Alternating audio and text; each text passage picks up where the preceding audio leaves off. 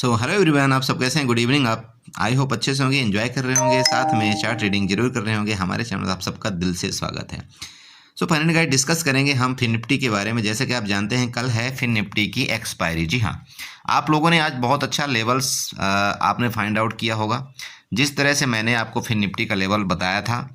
ठीक है, और पर्सनली मैं इस चैनल वाले सभी व्यूअर्स से रिक्वेस्ट करता हूं कि प्लीज़ थोड़ा सा वीडियो में ध्यान रखा करिए। मैंने क्या क्या आपको बताया था, कैसा हुआ।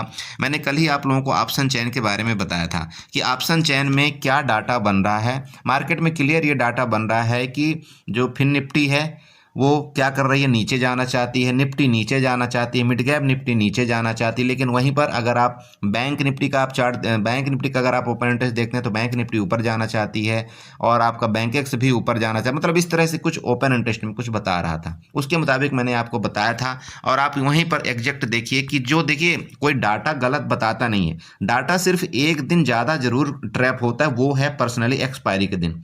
एक्सपायरी के दिन डाटा इसलिए ट्रैप होता है, उसका रीजन मैंने आपको बता रखा है वीडियो के अंदर कि जब भी कभी कॉल राइटर मानिए या पुट राइटर मानिए, जिसके भी फेवर में आप जो भी मानिए, अगर कॉल राइटर के आप प्रोस्पेक्टिव व्यू से आप जाते हैं तो कॉल राइटर का मतलब ये होता है कि मार्केट में उन्होंने क्या कर रखा है, रेजिस्टेंस के ऊपर सेलिंग कर रखा है।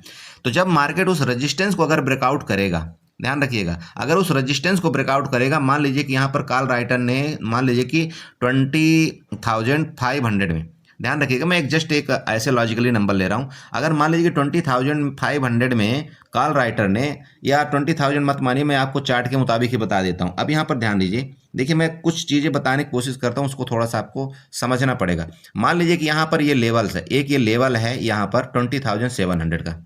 ओके, तो 20,700 में क्या किया कि कॉल राइटर ने यहाँ पर राइटिंग कर रखा है।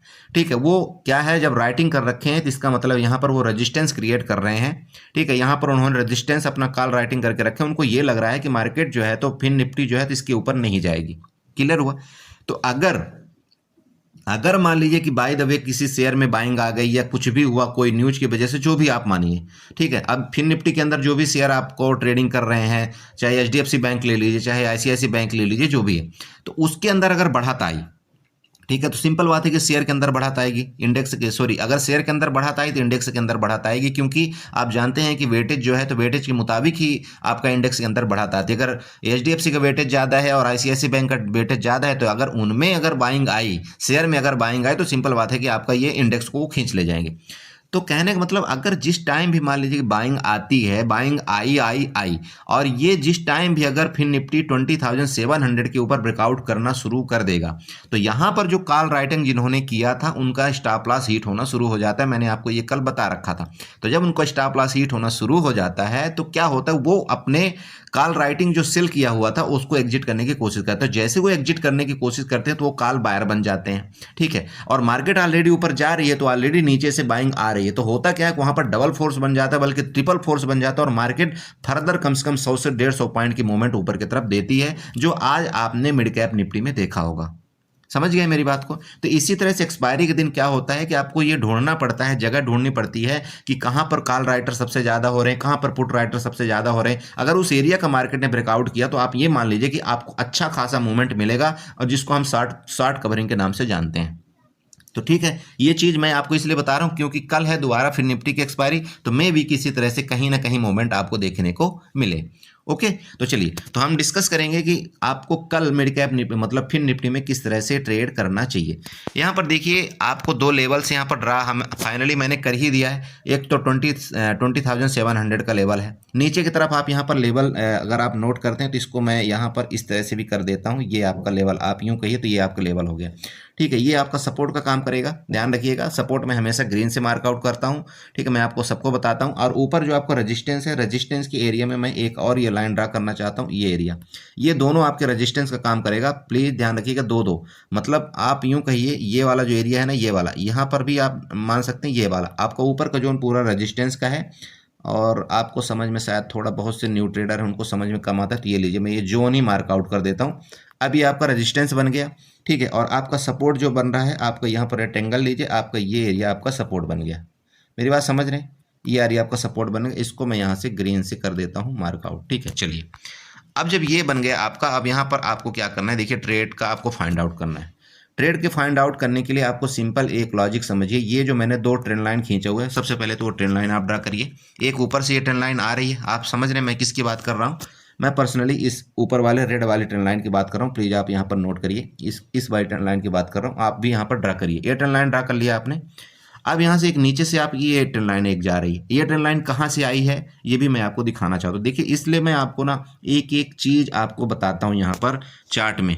आपको ये लाइन कहाँ से ड्रा आई वो भी मैं आपको यहाँ पर दिखाना चाहता हूँ। देखिए आप जब यहाँ पर चार्ट में पीछे जाएंगे ना, यहाँ पर देखिए मैंने कहाँ से इस लाइन को निकाला हुआ है, आप खुद देखिए कितने जगह ये जो है तो मतलब सपोर्ट लेकर के गई है लाइन। इसलिए मैं आपको बताता हूँ, चार्ट सीखिए। देखिए यहाँ पर मैं कितनी जगह सपोर्ट लिया, पहला सपोर्ट, दूसरा सपोर्ट, तीसरा सपोर्ट और आज इसने चौथा सपोर्ट लिया। इसने कितने जगह सपोर्ट लिया, 4 सपोर्ट। मतलब ये अराउंड मुझे लग रहा है कि ये तब का किस मंथ का होगा, ये 13 तारीख का, ठीक है। 13 तारीख के बाद आपका आज पिछला 13 तारीख से लेकर के इसके बाद इसने सपोर्ट कहीं लिया होगा, इसने लिया, अब यहाँ पर चल रही है। मेरी बात समझिए। ये आप ट्रेंड लाइन पहले खींचिए प्लीज़। ये ट्रेंड लाइन सभी लोग खींच लिए आप लोग ट्रेंड लाइन। चलिए ठीक है, अब जब ट्रेंड लाइन आपने खींच लिया, अब आपको यहाँ पर आ जाना है सीधे जो आज का चार्ट बना था। यहाँ पर देखिए सिंपल है। अब ये ट्रेंड लाइन के नीचे, चार्ट ने ट्रेंड लाइन के नीचे क्लोजिंग दिया है, तो यहाँ पर आपका क्या है, एक ये आप समझिए, यूं कहिए कि इसने क्या किया, रेजिस्टेंस के नीचे क्लोजिंग देने की कोशिश किया है। अब रेजिस्टेंस के नीचे तो इसने क्लोजिंग दे दिया, मतलब ये आपका रेजिस्टेंस एक बन जाएगा, एक रेजिस्टेंस। तो मार्केट कहने का मतलब जब तक इसके ऊपर नहीं जाएगी ना, इसके ऊपर, तब तक आप यहाँ पर कोई कॉल आपको बाइंग करना ही नहीं है।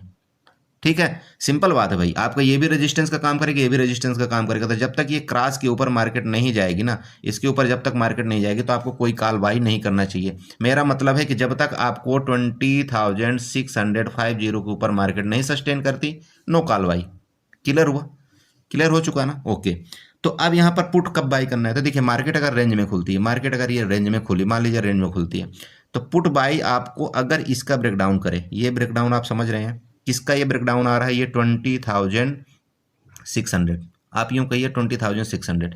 अगर इसके नीचे ब्रेकडाउन करती है, बिल्कुल आप कॉल मतलब पुट बाई कर सकते हैं, और आपको यहाँ पर कम से कम 40 पॉइंट का टारगेट आपको मिलेगा। 40 पॉइंट का मतलब ये वाली आपकी जो ग्रीन वाली लाइन मैंने पहले बना रखा है, ये वाली दिख रहे हैं ना, मतलब ये 20,544 का आपका लेवल यहाँ पर मिलेगा। क्लियर हो चुका है। लेकिन चूंकि अब यहाँ पर देखिए, बार बार मैं वही सस्पेंशन वाली आपको बात यहाँ पर बताना चाहता हूँ कि यहाँ पर आपको सब, आपको भी दिख रहा है, मुझे भी दिख रहा है, सबको दिख रहा है कि इसने यहाँ पर सपोर्ट लिया, यहाँ पर सपोर्ट लिया, यहाँ पर सपोर्ट लिया, यहाँ पर सपोर्ट लिया। तो क्या है कि यहाँ पर दिख तो सबको रहा है कि मार्केट यहाँ पर सपोर्ट है, तो मार्केट तो ऐसे भी तो कर सकती है भैया कि यहाँ पर फर्दर यहाँ पर इसको ब्रेकडाउन करे, इसके बाद ऊपर चली जाए, यहाँ पर कर सकती है ना। तो इसलिए देखिए ऐसे कंडीशन में जब कभी मार्केट इस जगह इस एरिया में हो, तो आपको बहुत ही बिल्कुल सचेत दिमाग से ट्रेड करना चाहिए। मार्केट कुछ भी कर सकती है। देखिए यहाँ पर आपको फंसाने के लिए क्या करेगी मार्केट नीचे आएगी, ठीक है, आपको फंसाएगी, नीचे आएगी, आप यहाँ पर पुट में बैठ जाएंगे।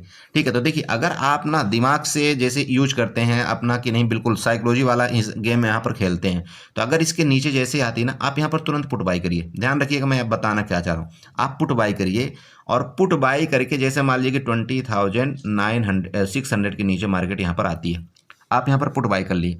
आपको पता है कितना टारगेट, स्कल्पिंग, सीधे स्कल्पिंग ठोक देना है। स्कल्पिंग कौन सी, आप किसका ठोकेंगे मैं यहाँ पर बताना चाहूँ। देखिए अब चूंकि यहाँ पर 20,600 तो है ही है मार्केट, तो आप बोलेंगे, बोलो नहीं सर मैं 20,600 की मैं पुट ले लूँगा। बिल्कुल नहीं लेना।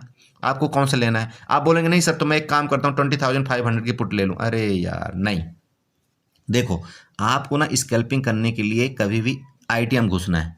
एक्सपायरी के दिन कभी भी स्कैल्पिंग करने के लिए आईटीएम घुसना है आपको। मार्केट आपकी चल रही है 20,600 में, आपको इन द मनी कितना हो जाएगा आप बताइए। इन द मनी आपको जाना है, आउट ऑफ द मनी अगर गए तो, और एटीएम गए तो फिर मुश्किल हो जाएगा। क्योंकि चूंकि आपको यहाँ पर कितने पॉइंट से मतलब है, आपको 10 पॉइंट से 15 पॉइंट का मतलब है, उससे ज़्यादा आपको मतलब ही नहीं। क्योंकि मार्केट यहाँ पर 100% होता है कि ट्रैप करके ऊपर जाती है। तो ट्रेड क्या करना है, अब आप देखिए मार्केट यहाँ पर जैसे आपको मैंने बताया 20,600 चल रही, तो इसका इन द मनी क्या होगा आप बताइए। पुट आपको बाई करना है तो इन द मनी क्या होगा बताइए। तो पुट अगर आपको बाई करना है तो इसका इन द मनी होगा 20,600, आपका सॉरी आपका इन द मनी होगा 20,700। ठीक है, ये हो जाएगा आपका पुट। समझ रहे मेरी बात को? अंदर आपको ऊपर जाना है, यहाँ पुट बाई करने के लिए ऊपर घुसना है। अगर आप यहाँ ओटीएम चले गए, नीचे चले गए ना, तो ये आपको ओटीएम कहलाएगा। तो आपको जो पुट बाई करना है भैया, मार्केट अगर यहाँ पर चल रही है, मेरी बात ध्यान दो, अगर यहाँ पर चल रही मार्केट, तो आपको इधर की पुट बाई, ये वाला जो ये आपको चल रहा है ना, ये प्राइस आपको इनका पुट बाई करना है, आपको यहाँ का पुट नहीं बाई करना है। ये आप पुट चले गए तो आप ओटीएम चले गए, ओटीएम अगर चले जाएंगे ना आप, तो मान लीजिए मार्केट आपके डायरेक्शन में 10 पॉइंट आई भी तो आपको मुश्किल से 2 से 3 पॉइंट मिलेंगे, और जैसे ही थोड़ा सा रिवर्स हुई मार्केट तो आपको 10 पॉइंट यहाँ पर चले जाएंगे। फायदा क्या हुआ? कुछ नहीं फायदा हुआ। लेकिन अगर आप यहाँ पर आप 100 पॉइंट इन द मनी घुस गए ना, तो अगर गलती से मार्केट आपके डायरेक्शन में 10 पॉइंट भी आए तो आप यहाँ पर तुरंत के तुरंत आप 10 पॉइंट लेंगे और तुरंत आप बुक करके एग्जिट मार देंगे। सुबह सुबह आपका पोर्टफोलियो ग्रीन। इसके बाद जयराम जी की जब मिलेगा ट्रेड तो करेंगे, नहीं तो कोई बात नहीं, मेरा हरा भरा है। कन्फर्म हुआ?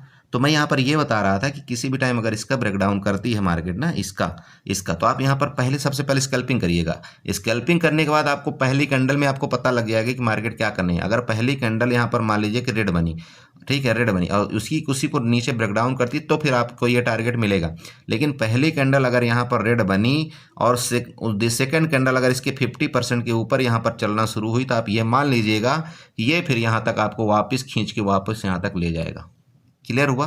तो अब इस सेकंड कैंडल में चाहे अगर आप इसके ऊपर फिर 5 मिनट की जो कैंडल है ना फर्स्ट वाली, अगर उसके ऊपर फिर ये अगर ऊपर जाती है तो आप यहाँ पर कॉल बाई कर लेना। आप यहाँ पर टारगेट मत कहने का, स्कैल्पर के लिए तो हर जगह ट्रेड है, वो जहाँ मर्जी वो ट्रेड कर सकता है। मेरे बताने के मुताबिक अगर स्कैल्पर ने ध्यान दे दिया ना तो हर जगह उसको प्रॉफिट मिलेगा, ठीक है। लेकिन जो न्यू ट्रेडर है, थोड़ा सा कम समझदार है, मतलब समझ रहे हैं, मार्केट में नए नए आए हैं, तो उसको क्या करना है मैं यहाँ पर बताता हूँ आपको। जो पहली कैंडल बनेगी इसके नीचे थोड़ा सा आपको वेट करना चाहिए, और वेट करने के बाद फिर जब फर्दर नीचे आए तो फिर आप पुट बाई करिए। आपको ये टारगेट पहला और ये आपसे सेकंड टारगेट आपको यहाँ तक का देखने को फिर निफ्टी में मिलेगा। क्लियर? काल का पोजीशन मैंने आपको बता दिया। काल के डायरेक्शन में आपको किसी भी टाइम काल आपको तभी बाई करना चाहिए जब यहाँ पर इसके ऊपर और इसके ऊपर मार्केट, मतलब ये इसके ऊपर सस्टेन करे, आप यहाँ पर काल बाई करिए, तभी आपको काल बाई करना है, नहीं तो नहीं करना है। हो सकता है कि मार्केट यहाँ से ऊपर जाए या यहाँ पर रेजिस्टेंस ले ले, फर्दर नीचे आ जाए। मेरी बात समझ रहे जो मैं आपको बताना चाह रहा हूँ? मतलब कहने का कि अगर यहाँ पर मार्केट कहीं खुलती है, कहाँ पर, इधर कहीं खुलती है, तो मार्केट यहाँ पर ऊपर जा सकती है और इसका रेजिस्टेंस लेगी, यहाँ पर रेजिस्टेंस लेगी, फिर फर्दर नीचे आ जाएगी।